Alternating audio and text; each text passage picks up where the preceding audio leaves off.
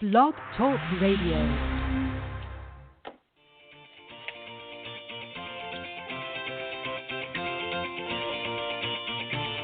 Good morning, everyone. Welcome to the Women of Golf Show. I'm Ted Odorico, and joining me is LPGA professional Cindy Miller, and we are your hosts. We're broadcasting live every Tuesday morning from 9 to 10 a.m. Eastern here on the blogtalkradio.com network, bringing you some of the best golfers, teacher professionals, and entrepreneurs helping to elevate women's golf. We're so glad you decided to join us this morning, so grab your coffee and let's get started.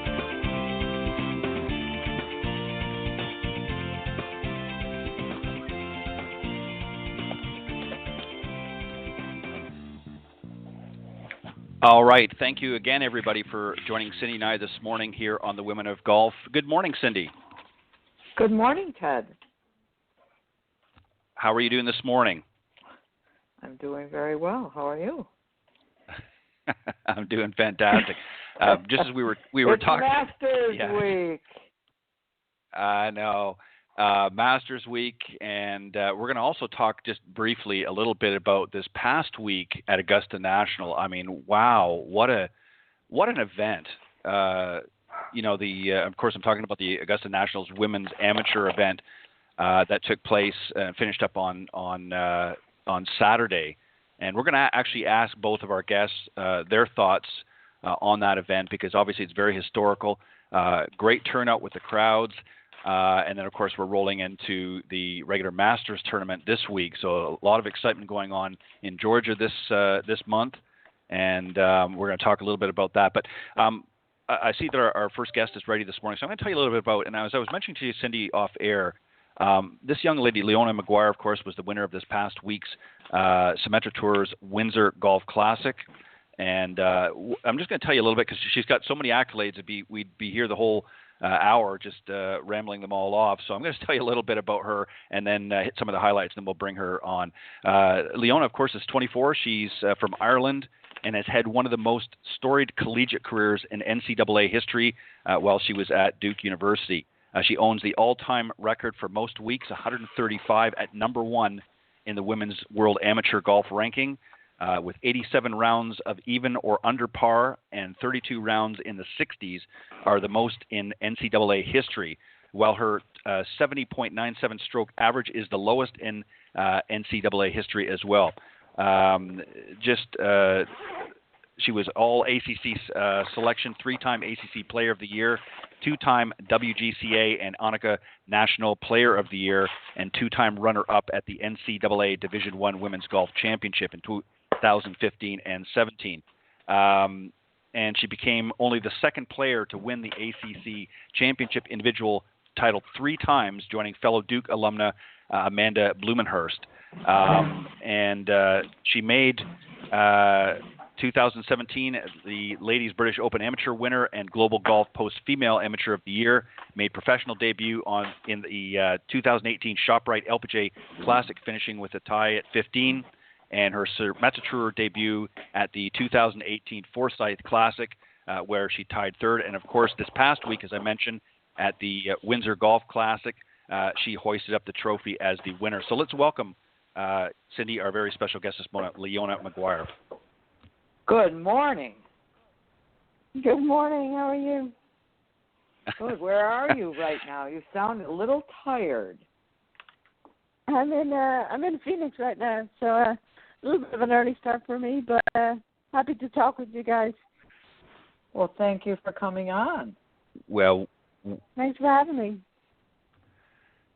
Yeah, we appreciate it, and we know it's early there, so thank you for getting up. I know you've had a pretty exciting last week winning, and first off and foremost, congratulations on winning the Windsor Golf Classic. I know you're very excited about that. But how was your week? Let me ask you, how was your week overall? How did you feel you played overall? Obviously, ultimately you won, but did you feel your game was sort of your A game for the week?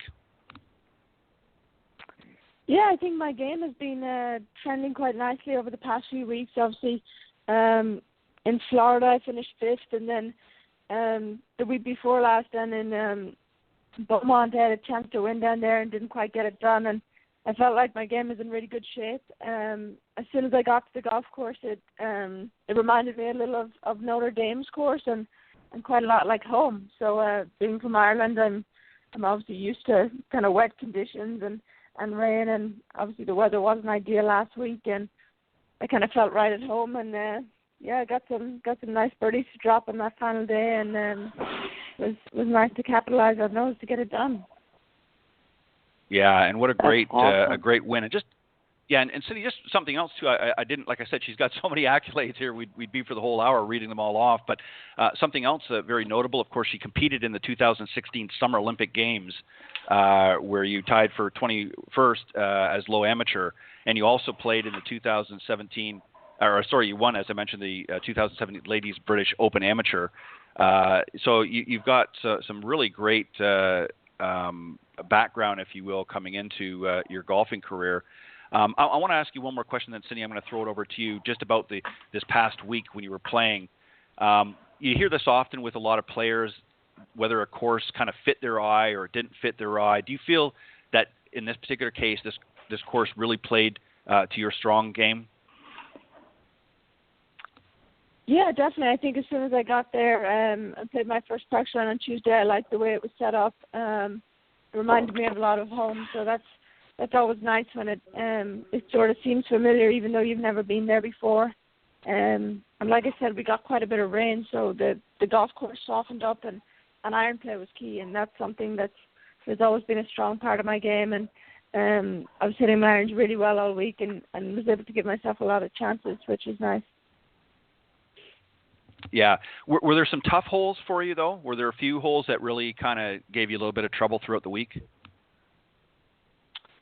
Yeah. I suppose the par threes, maybe I didn't play my best. Second hole gave me a little bit of trouble, and then at the turn, 9 and 10 were tough. So made two really good pars there, especially the last day, which helped me turn in 5 under and really kept some good momentum going. So they were huge for me to not drop shots there and sort of start strong going into the back nine. Very good.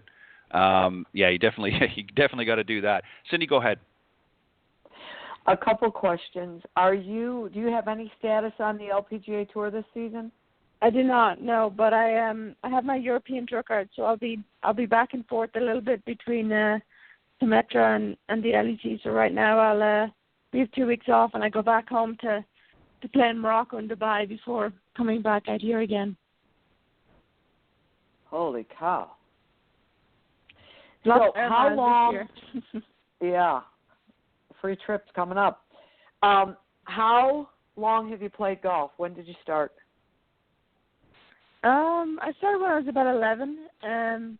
I grew up right next door to a golf course that had a 9-hole par 3 course. So Dad was a keen golfer, so started there with my twin sister Lisa, and kind of snowballed from there really. Does your twin sister Lisa still play? She does, yeah. She was actually competing back in France this week. So we went to Duke together, grew up all playing together. So now we're still competing, just on a little bit further away from each other these days. And let me ask you a question. It's funny because you're so consistent and you're so good and you're going to be such a star. Can you simplify the game from where you sit right now?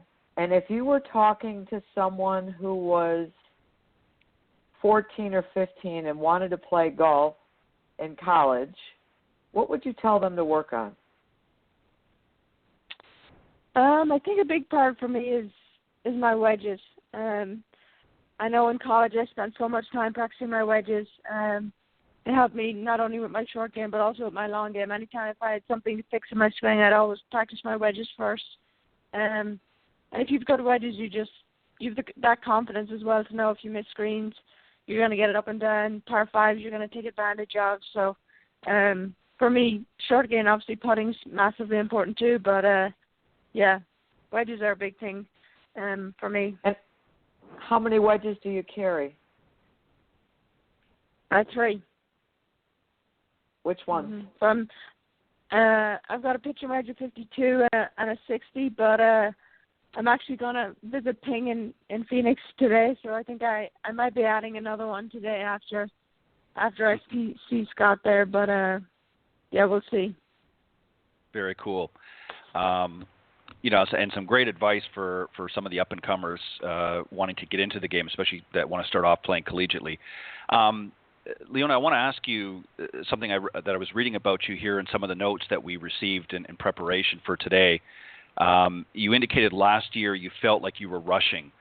What do you mean by that, and what changes, if any, did you make for this season in order to sort of change that position?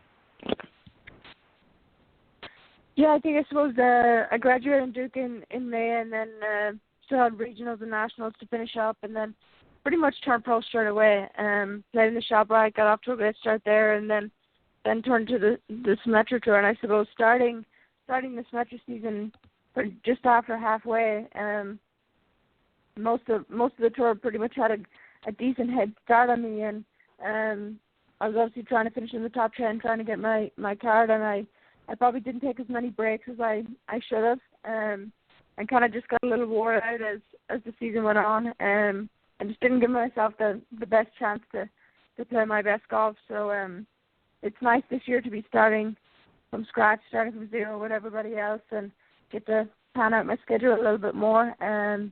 I played in Australia, the first LPGA event in the Vic Open, and then played 2 more LET events down there. So it was a nice sort of warm up, build up into the Symetra season. So I just feel like I have a little bit more time this year, and kind of can pick and choose my events on my own time.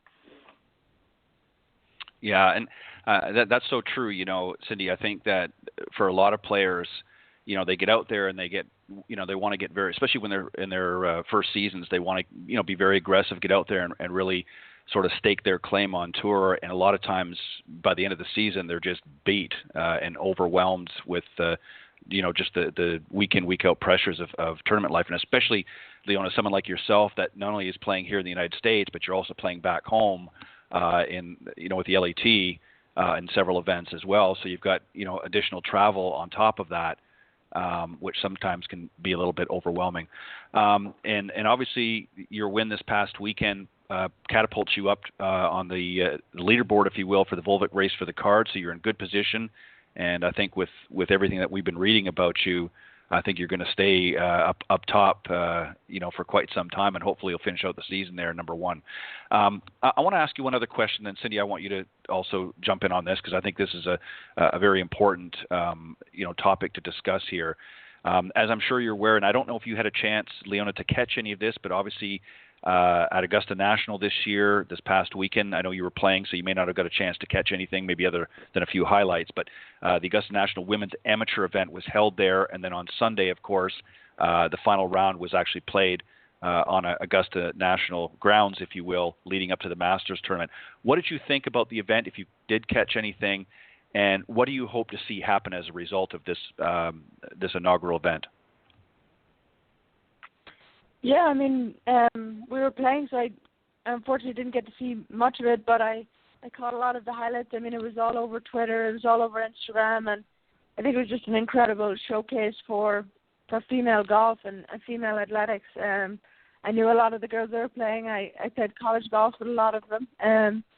Would have loved to have been there alongside them, but especially that last day, it seemed like Jennifer played some incredibly impressive golf coming down that back nine. I think people really appreciated how good these girls actually are, and it was fantastic to see the coverage of it, the excitement of it, I think the general buzz that I saw them, Maria and Jennifer, both on the Jimmy Fallon show last night.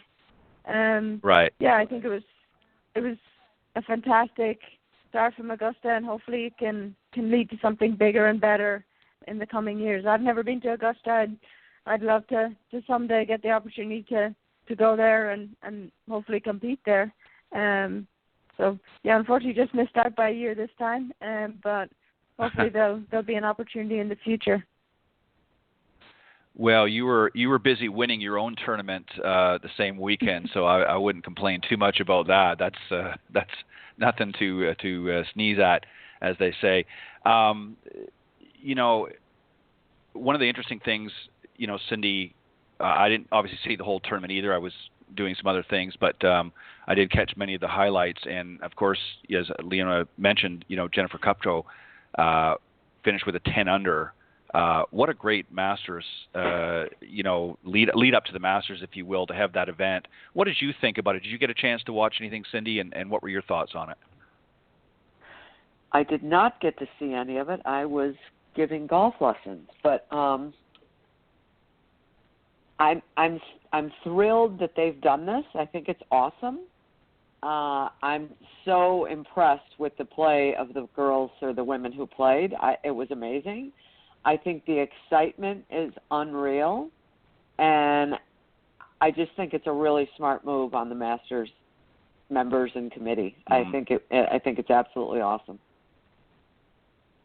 Yeah, I think also too. You know, I watched a little bit of the footage of the opening ceremonies, and of course they had Siri Pak, Nancy Lopez, and Annika Sorenstam and Lorena Ochoa, of course, hit the inaugural tee shots. And what's you know, some great ambassadors for women's golf. I mean, you know, all major winners, all incredible champions, and it was just very exciting to see. Leona, I want to ask you another question just about that, and then Cindy, I'll bounce it back to you. What would it mean for you to play in a women's Masters if they, you know, if they decided to bring a women's version, if you will, of the Masters tournament to Augusta National? What would that mean for you, and how would you approach it, knowing your game and knowing how, I know you've never played there, but just from what you've seen, how tough Augusta National can be? What do you think? Would you do anything different in the way you play? Would you make some adjustments? What would you do, if anything, different to play in a tournament like that? Yeah, I mean, I think it'd be incredible if we ever had an event there. Obviously, growing up watching the Masters and seeing all those iconic shots. This was the big thing for me would probably, I generally hit the ball quite straight. I don't turn the ball much either way, and I think the feedback I've heard from Augusta is that it helps a lot, especially on that back nine, if you can shape the ball quite a lot to maybe cut a little bit off some of the corners, make the course a little shorter for you, so you go in with, obviously the greens are quite slopey, so going into the greens with shorter irons can be quite an advantage, and the greens are obviously, once they're fast and firm, they're quite difficult, so lots of practice on very fast and undulating greens I think would be key as well in preparation for a tournament like that. Yeah, and positioning, obviously, Cindy, is critical. I mean, if you listen to some of the players over the years talk about their experience at the Masters, one of the big things that they always say, I mean, obviously, you know, positioning is important in any golf tournament, particularly at the Masters, though. If you don't hit the right part of the green, I mean, that ball can roll back and, you know, be quite a distance away from the hole. You know, so it's obviously a very strategic, and, you know, Nicholas always talked about over the years with his Masters appearances, just how strategic, and obviously he was, in my opinion, the king of the mental game, but, you know, and Tiger, of course, has followed suit for many years as well, and that's why he has so many green jackets. Cindy, go ahead. I know you've got some other questions as well. Were you on the Irish national team? I was, yeah. I was fortunate that from about maybe 14 or 15 was on the national team and got to travel throughout Europe and compete there, and then got to travel a bit internationally as well. So anytime you get experience like that from a young age and support like that, it definitely helps and makes a big difference to your development. Absolutely. Totally agree with you. What's the best part of your game? I'm probably going to say my irons. My irons are generally pretty consistent. Have quite a neutral ball flight, and I generally hit my irons quite well. And then it's just a case of how I putt on any given week. So my putting's something that I've worked on quite a bit. So this week my putting was good and helped me get the win. And definitely feel my irons. I would think. What do you work on with your putting? Do you own a blast sensor? A black sensor? Blast, B-L-A-S-T. Oh, Blast Connect. I don't know. No, a lot of drills. I like to compete as well when I'm practicing my putting. I always like to have some sort of competitive aspect to it. I try not to get too technical. I changed my routine a little bit recently. It's really helped me working with my coach to do that. And just a lot of sort of competitive practice, trying to simulate what I get out in the golf course. And who do you work with? Who's your coach? My coach is Shane O'Grady. I've worked with him since I've been about 12 years old back home in Ireland. But he sometimes comes out to events, and we work a lot on video, obviously, with me traveling so much. And I'll get to see him when I go home. I'll get to see him on Friday when I go home, and we keep tabs on everything. Generally try and keep it not too technical, but there's a few key things that we're sort of always working on. That's awesome.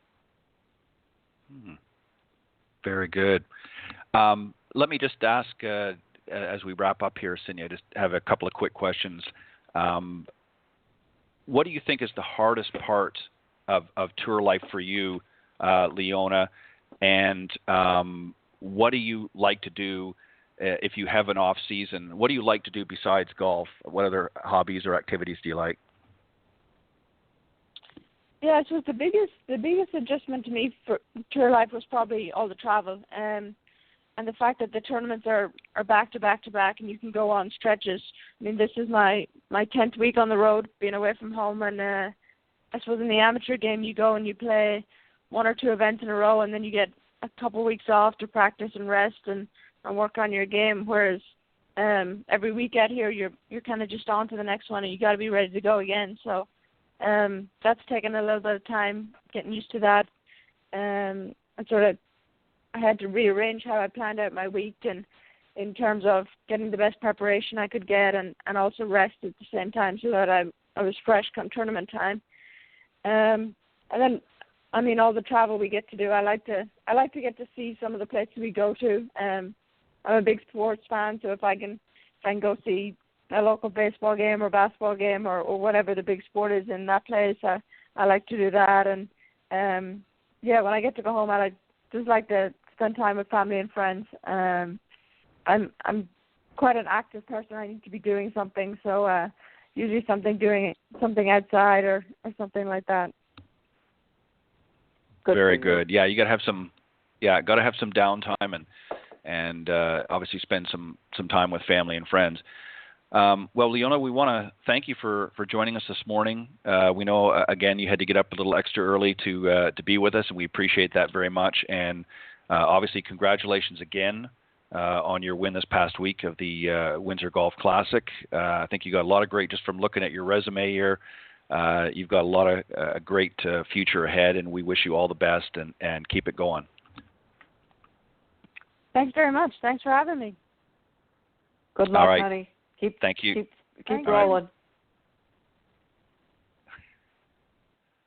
All right. That was Leona Maguire, again, winner of the past weekend's Windsor Golf Classic. You know, I've noticed something, and I don't know if you have or not. We've had a few young ladies from Europe on the program, and they really, even though I know that the travel is tough, they don't really seem to let it phase them very much. I guess maybe because they're used to it. What do you think about that? I mean, it's hard enough traveling from one side of the U.S. to the other to go to different tournaments. But, here she just mentioned a little while ago, she's got to head back over to Europe to play in a couple events and then come back again. That's got to be hard on a player. What do you think? Well, it's part of the job, Yeah. If you love what you're doing, it doesn't, it's just part of the job. You plan accordingly. And like she said, she's able to plan her schedule. A lot of these girls aren't able to plan their schedule. So, yeah, I don't think it's that big a deal. I mean, it's difficult, but it's part of the job. Yeah. So. Yeah, and I think they do adjust. I'm sure you're right. I think that it can be difficult at times, like she said, when you've got a stretch of tournaments back to back to back. It can be a little bit daunting. But and unlike in amateur golf, where she has a little bit of a longer rest sometimes between events. But I think you work your way up to that. And obviously, if you look at her NCAA career, she was obviously a very aggressive player. I mean, to hold number one position for that many weeks is not an easy task. And with so much competition coming out, and like you mentioned earlier, with the weekend here at Augusta, just how aggressive some of these young ladies are out there. And Jennifer Kupcho, I mean, she just played some phenomenal golf. And she's actually number one right now as well. So she's out there just playing like crazy, and it's not an easy thing to do. Speaking of another young lady that's not only playing some great golf in her own right, but also is our next guest, Dr. Alison Curdt. She's not only, and I'm going to tell you a little bit about her. She's not quite here yet, but I'll read out some of the information here, and then we can just wait for her to come on. As I mentioned, our guest this afternoon, or the second half, is Dr. Alison Curdt. She's a PGA and LPGA master professional, has over 30 years of golf competition background. She's competed in 5 LPGA Tour majors and has qualified for her 6th to be held this June. She's the owner of Alison Curdt Golf in Los Angeles, California. She's earned countless teaching awards, such as the 2018 South Cal PGA Club Fitter of the Year, 4-time LPGA Western Section Teacher of the Year, 2016 Southern California PGA Teacher of the Year, and 3-time GRA Top 50 Teacher, 2015 LPGA Teaching and Club Professional National Teacher of the Year, and so many others. She was inducted in 2017 into the Southern California PGA Teacher Hall of Fame. Golf Magazine recently selected her as one of 8 teachers to watch, and Golf Digest selected her twice as one of America's best young teachers. And as I mentioned, Dr. Curdt, she's a clinical sports psychotherapist utilizing EMDR to help athletes achieve peak performance and overcome athletic traumas. And she currently serves as the LPGA Teaching and Club Professionals National Vice President. So she's equally got an incredible resume as well. So Cindy, I see that she's here now. Let's welcome our very special guest this morning, Dr. Alison Curdt. Good morning, my friend. Good morning, Cindy. Good morning, everyone. How are you doing? We're doing very well. Thanks for getting up early for us. Absolutely. My pleasure. Good. Perfect. Good. Let me just say, Alison was actually with me, I believe it was the week before last. She was on the other show that I do, Golf Talk Live. She's been for a number of years now, part of the Coach's Corner panel, and always brings some great insight to the game. And I want to ask you something. I was telling Cindy about this off air before we started this morning. What I found very, very interesting about your story, you're a player, you're a golf teaching professional, and now a clinical sports psychotherapist. How does each of these skills help in your evaluation of your students? What do you take from each of them to help your students? Well, definitely the psychology pops out the most, because working with people, we have so many different unique personalities, how individuals handle adversity, how they learn, how they process information. And so the psychology piece is very, very helpful for me working with just people. And so using that education, using that knowledge, I think really allows me on the lesson tee to get a better sense of how to deliver the information so the student is able to retain it, but then also to understand the other aspects of their life, how it might interfere with their golf performance. From the playing perspective, there's certainly a wealth of empathy to understand what happens to my students when they're trying to perform their best on the golf course, and maybe they don't play the way they want to play. I've certainly been there myself, still continuing to learn and play my best and reach out to other teachers to see what can I do to be better. There's oftentimes that I'm in the same role as the student that's on my lesson tee. And so it allows us to talk the same language And although we may play on different levels and play in different tournaments, the whole process is still the same, taking in information, learning it, and trying to perform on the golf course. And then, of course, from the teaching element, having the information and the mechanics and the understanding of how to make an efficient move to deliver it to the golf ball to allow them to play better, I think I need to have that baseline, too, to help my students make the best move that they can make. So a combination of all three, I think, is kind of a little bit of a powerhouse when I'm working with a student, because I understand all the pieces that they're going through because I've been there myself. Right. Well said. Let me just ask one other question, and Cindy, then I'll turn it over to you. Which of these do you think is your first passion? Is it the playing? Is it the teaching? Is it three? Obviously, all three of them are important to you, but is there any one that's really your first and foremost passion? Most certainly playing. That's how I got into the game of golf. I started playing at the age of 7. My dad got me into the game of golf, learning how to play in tournaments, junior golf, advancing into the high school ranks. I mean, that's where golf for me started, was as a player. I think the education piece of learning how to play golf was always fun but frustrating, because I wanted, just like our students do, Cindy, you'll probably agree with me here, I want it right now. I want you to tell me to do one thing, and then I have this idea that I should be able to do it on the first swing, and then all of a sudden everything's much better. But the part of the journey that was really fun is not having that happen, and then having to work at it for maybe a couple of months before you see a result, and then reaching a goal. And all of that process was enjoyable for me. So first and foremost, the passion came from playing. And I think what's really fun for me when I go to work is that I may start off my day like today. After I finish up with you all, I'll go out and I'll do teaching, and that fulfills part of my passion. But then I know right after that, I'm going to be able to work on me and go into practice, and I put that player hat on. And then later this evening, I'll come back and I'll put on that therapist hat and be able to help people be the better version of themselves. So for me, it starts with playing, but all three of them are equally as rewarding and fruitful and fulfilling for me. Yeah, I like that, and I think that's a great way to put it. Cindy, go ahead. So, Alison, what is your why? Why do you do this?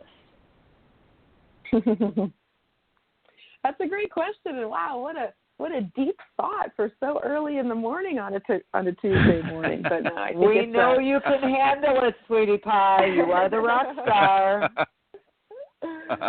Yeah, and everyone's talking about the why. And Cindy, I know you talk about the why a lot, and kind of kick-started, I think, with Simon Sinek and his great TED Talk about the why and which businesses are super successful. We talk about the what and the why.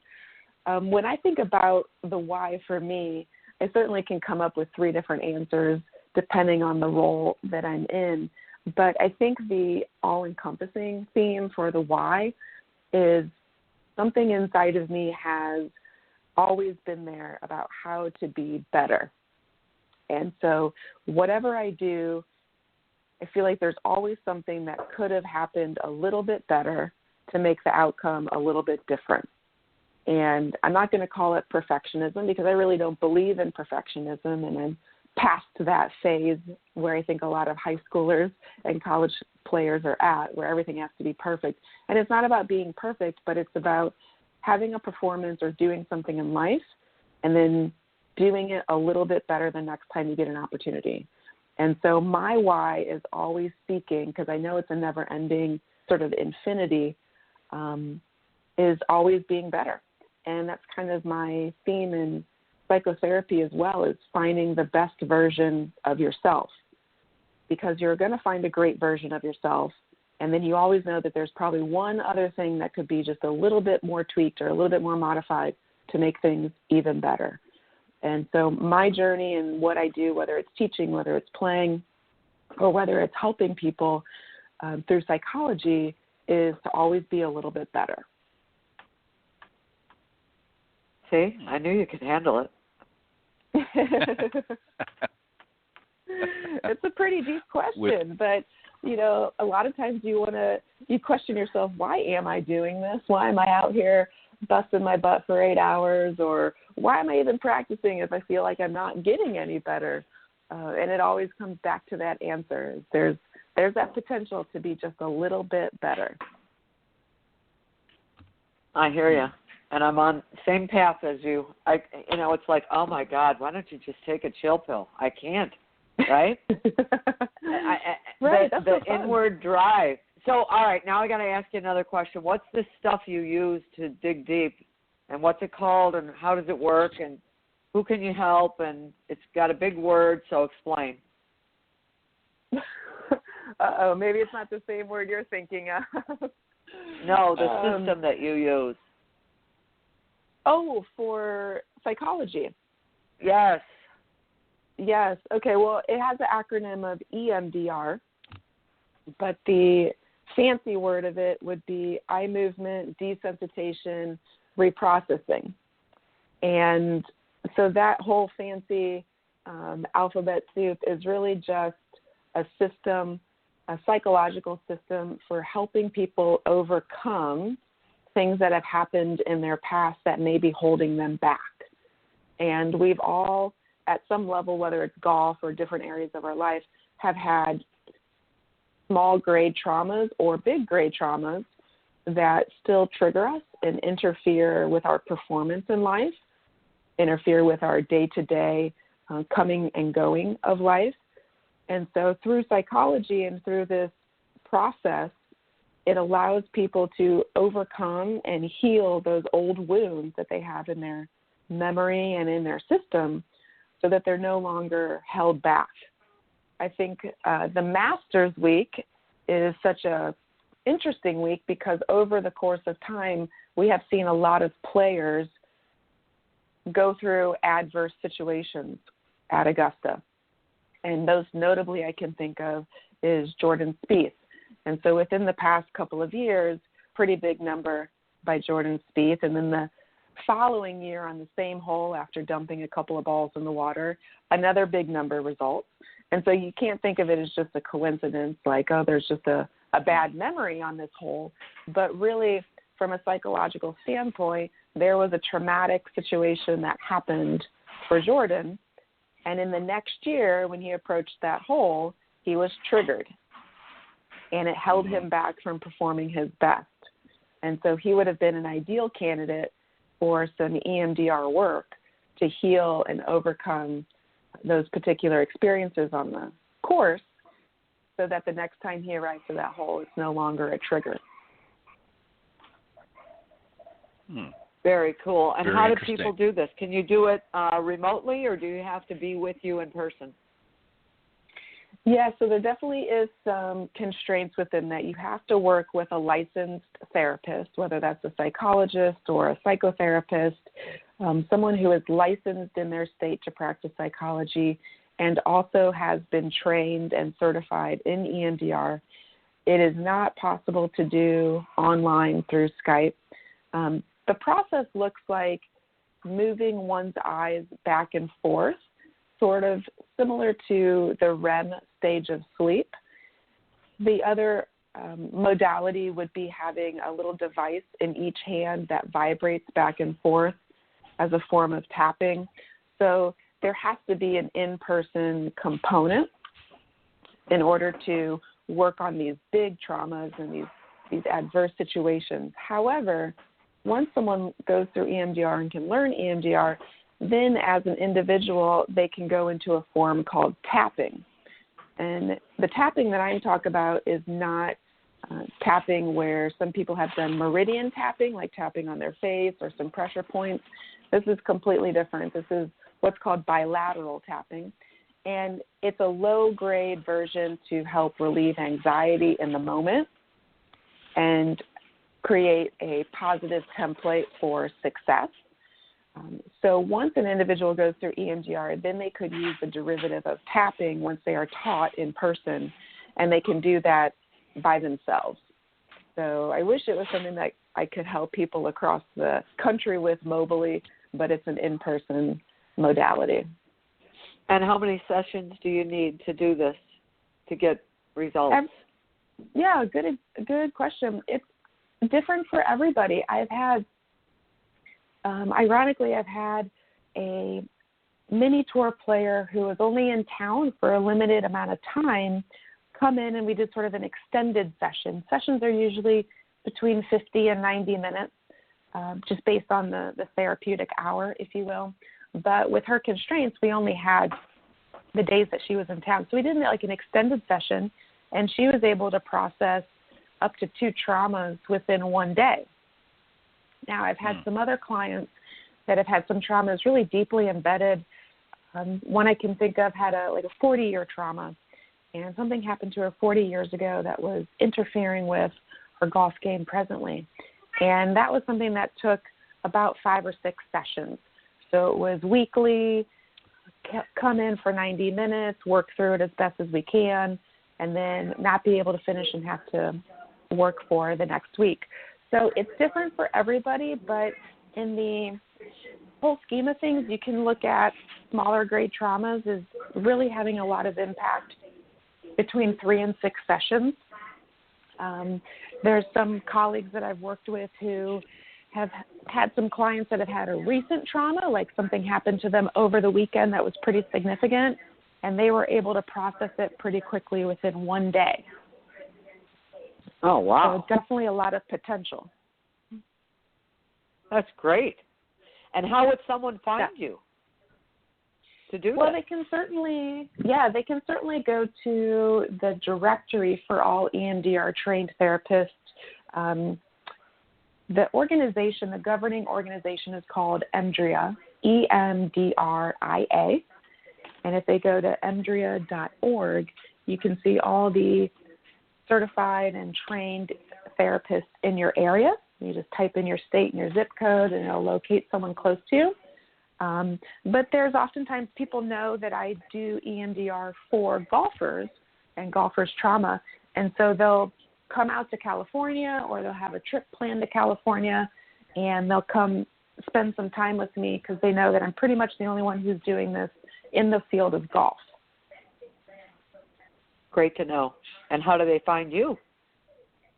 They'll find me on my website, Alison Curdt Golf. I also have a psychotherapy website, Curdt Performance Therapy, and that talks a little bit more about the science of EMDR and how to set up an appointment and such like that. Plus social media. I'm trying to improve my social media game, so there's always Instagram at Alison Curdt Golf and Facebook at Alison Curdt Golf. Awesome. Ted? Yeah, very good. Alison, let me just sort of follow up on that. Obviously your training as a therapist has afforded you the opportunity to help in more specific trauma issues that you might deal with from time to time with some of the players that you're working with. But has it also, the training, helped you with players that maybe have difficulty in just focusing? Maybe they're not necessarily a trauma that they're dealing with or bad rounds that they've dealt with, but they just have a very tough time focusing. Have you found that the training that you've been utilizing as a therapist helps you in that end as well? Definitely my skills in psychology and therapy help with concentration and focus. EMDR, not so much unless the trauma is linked to an issue in concentration and focus. Right. But there's quite a bit of clients that I'll help with their mental coaching, and concentration is a big one. I think that there's a lot of different sources and contributing to why our attention is not as focused, and that's, we have so many things going on these days, and there's too many different distractions with our cell phone, which is a mini personal computer, and how many times do you see someone at the range who's hitting golf balls and they're Snapchatting and Instagramming and texting and talking on the phone and eating lunch all at the same time? And then you wonder, why can't I focus? Yeah, well, it's because you're doing 6 things at once. And I kind of always joke that everybody has a disorder called TBD. Everyone has too busy disorder. And we've got so many things going on that it's hard to focus. And so definitely quite a bit of clients do come in saying, I'm standing over the golf ball and there's a lot of thoughts going through my mind, and I want to be able to focus and concentrate when it counts. And I think a big misnomer is what concentration actually looks like. And it's not being on the golf course for 4 hours only thinking about golf. It's little spurts of focus and concentration. It's being over the golf ball and concentrating for 40 seconds and then turning it off. Because no one has the ability to concentrate for 4 hours straight on the golf course. It's always kind of on, off, on, off. So there's a lot of concentration. Everyone likes to diagnose themselves with ADHD, which is inaccurate. Right. It's really just the ability and the self-discipline to do one thing at one time and not be doing anything else. Right. You know, I have to laugh with something that you were saying about the distractions, and it reminds me of something I witnessed recently when I was out in the range myself, and there was a young guy there. He was probably about 15, 16 years old. He was hitting some pretty decent shots, and about every other shot he would stop and take a selfie of himself. I was sitting there thinking to myself, if he spent half as much time working on his game as opposed to, and I'm sure he was uploading it to Instagram or Snapchat. I don't know. I mean, there's so many things now that they can do with it, but it was just funny because he'd hit a shot or two and then he'd be doing the selfie, and it's like, I mean, come on. But I want to ask you something. First and foremost, as I mentioned in the opening comments, you obviously qualified now for your sixth major, which is going to be coming up in June at the KPMG. That's your event that you're preparing for. Talk a little bit about that. I know you're excited about that. And what are you doing besides playing? Obviously, I know you're practicing and you're out working on your game, but are there other things that you do to, whether it be mentally prepare for a big event like this? Tell us about the event first off that's coming up, and then what do you do specifically to prepare for something like that? KPMG PGA Women's Championship will be held at Hazeltine National Golf Course in Minneapolis, and it's the third week of June. So I'm very blessed and excited to go back for a sixth time. It's just an amazing opportunity that PGA members and LPGA teachers have an opportunity to qualify each year for this coveted event. And so cool that I get to go back every year. It's always like, okay, I'm going to the national championship. I hope I, click my ticket to go back, because it's just such a neat experience. However, it's so tough. It is the biggest stage in the world for a teacher to go play in a major championship, an LPGA major championship. And I think what's really tough for me personally is I have tons of experience, over 30 years of playing in golf tournaments. And I look at golf tournaments in different levels. You have your PGA local tournaments, and then maybe you have some majors within those local tournaments, like your section championship or your women's section championship. And then you maybe have some national tournaments, like the PGA Winter Stroke Play, the LPGA National Championship, and that's kind of another level up. Maybe play in some Symetra Tour events. That's a professional level up. But the major, an LPGA major, that's top of the tier. And when you only get one time each year or 6 times in your life total to perform at that high level, it's really difficult. The pressure is the highest. The expectations start to, I think, distort a little bit of how well one should play in an event of that caliber. I think it would be a lot different if I was someone who was going week to week playing at that level, at that highest intensity week to week. Then you start to become desensitized a little bit and a bit more acclimated to the conditions of it. So it's definitely a tough event, but a fun event because it's so neat to be in that experience. So for me personally, what I do to prepare is obviously I'm working on my swing. I'm playing in as many of my local PGA events as I can to kind of build up my playing regime, if you will. I go onto the golf course. Usually before lessons early in the morning, I'll go onto the back nine and hit different shots and work around the greens. But from a mental aspect, since I already know what it looks like now, because I've had 5 different experiences, when I practice on the range, now I can put myself mentally in a position to become accustomed for what that first tee looks like. or to become accustomed to how wide the fairways are. And a lot of times I'll play different shots on the range, but I'll really spend some time visually looking at the fairway being lined with people or grandstands pretty much on top of the tee box. So you feel like people are on top of you as you're swinging the golf club, or what it's like to have, 1,000 eyes on you in just one golf swing. Working through what it's going to feel like helps the anxiety decrease a little bit and also allows me to practice just being calm in the moment. So there's definitely an approach when it comes to practicing, putting myself in tournaments, playing on the golf course, and then mentally rehearsing what it's going to be like the day that I'm there. Yeah, it's a lot to absorb, and I agree.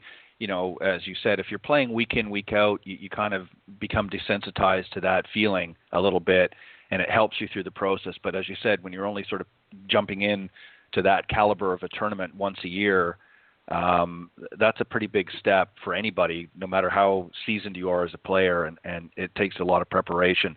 And, just out hitting balls and playing isn't always necessarily going to be enough to accomplish that. So you're very smart in your approach in what you've just mentioned. One other thing I was going to mention real quick, and I just want to know if you had a chance.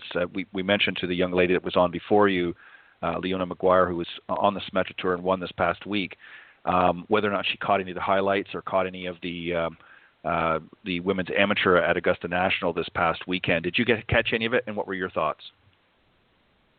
I was able to watch the last 2 holes of some replay because I was out teaching all week.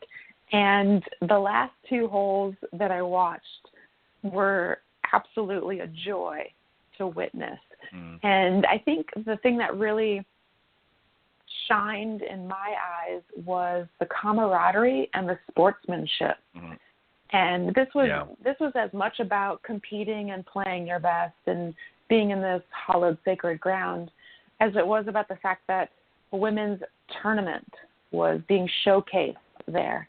And to see these 2 women hit great golf shots and fist bump each other or high five or hug each other after the round and just be so excited that it wasn't like, I'm sad that I lost and I'm happy that you won. It was about, wow, we are here right now and we get the opportunity to do this. And this was some great golf that was played. I mean, the scores were just unbelievable.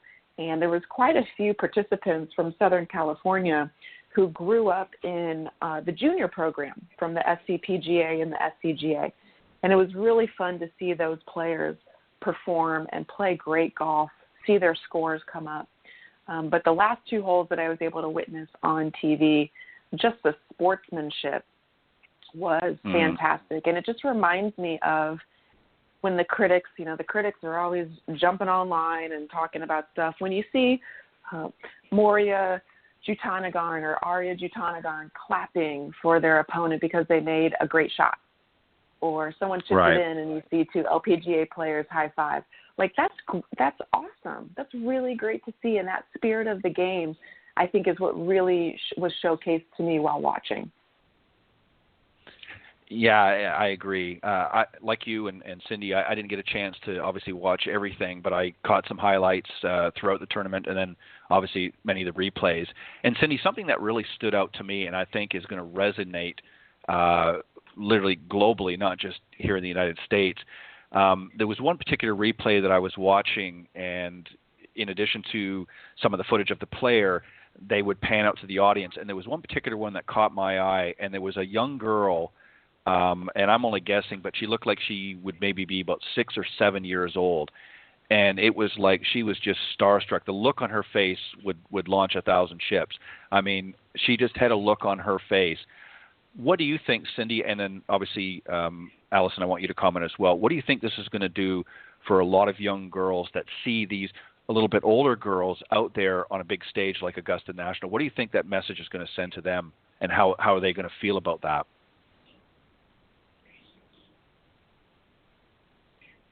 Me? That was for Cindy. Yes, Cindy. Yes, sorry, okay, Cindy. I'm sorry. Well, again, those who are young don't understand the history behind the fact that, I don't want to say it wasn't welcoming to women, but I just think the whole messaging, like Alison was just saying, about the hugging and high-fiving and clapping and pulling for each other and all the camaraderie and all the good sportsmanship and, you know, I want to play well, I want you to play well, I just want to play better, but let's all hit good shots rather than, oh, I want to beat you. Right. You know, so I just Right. think it's absolutely awesome. Just awesome. Yeah. And Alison, you know, you see like the face of some of these really young girls that are looking up to the next generation of up-and-coming female professionals, and you can just see the wheels sort of turning in their minds thinking, I want to do this, or I want to be her one day. Did you kind of get a sense from that as well? And I'm sure, you know, when you see a lot of the legends of the game that have sort of spearheaded that very movement, and now you're seeing the next generation sort of carrying that torch forward, is that sort of the impression you're left with it as well? Definitely. I think also, I hope they continue this progress and maybe look at expanding into a professional event being held at the golf course. I mean, what a wonderful open door opportunity with the women's amateur, but to have a professional event, I think, is taking another step. And so I think that it was really inspiring for a lot of the girls to just see, the younger girls, to see these players and women compete in such a special place. And it might encourage them to then look at the history of Augusta and to look at how many women members there are at the club and how that was such a revolutionary thing to start encompassing women members. But it's really fun to see just societal, the changes in the women's movement, and especially in the game of golf. This is a huge, huge step. And I hope that parents, mentors, and coaches really articulate to these young players just how special it is and what the history is behind it and why it means so much. I do think it's extremely motivating, and I hope that piggybacking with the drive, chip, and putt the next day is certainly encouraging for all young golfers to say, look at what is out there. Look what I can do. Yeah, I would agree.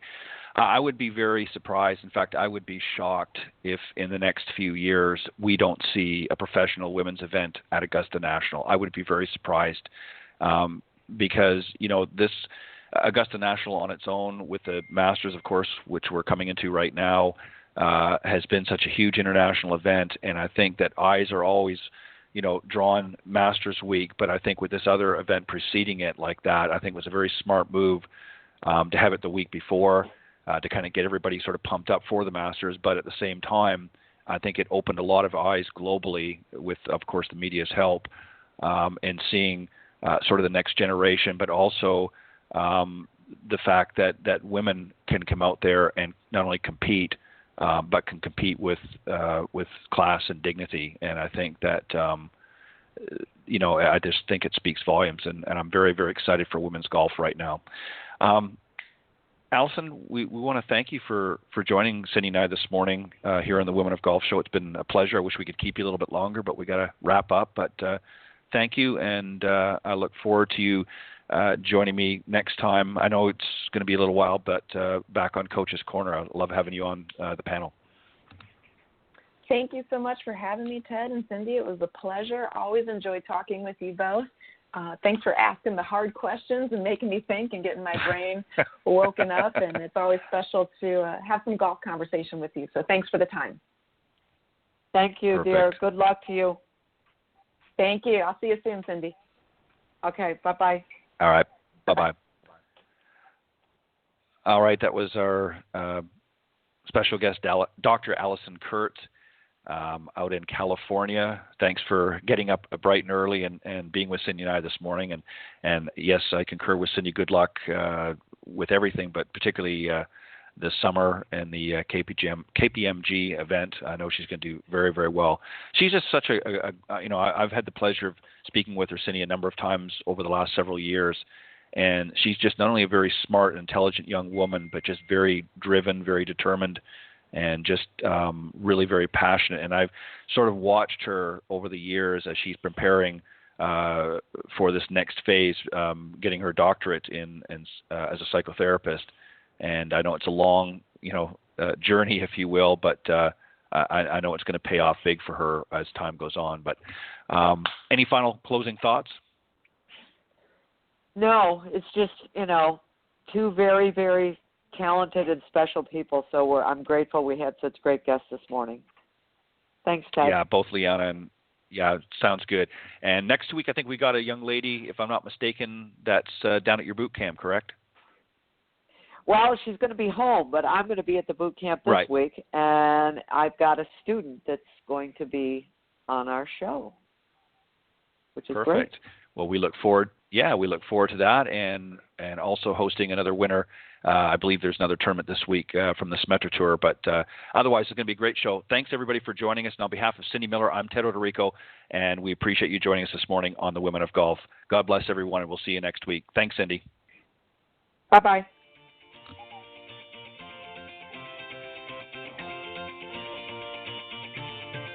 Thanks for listening this morning to the Women of Golf Show.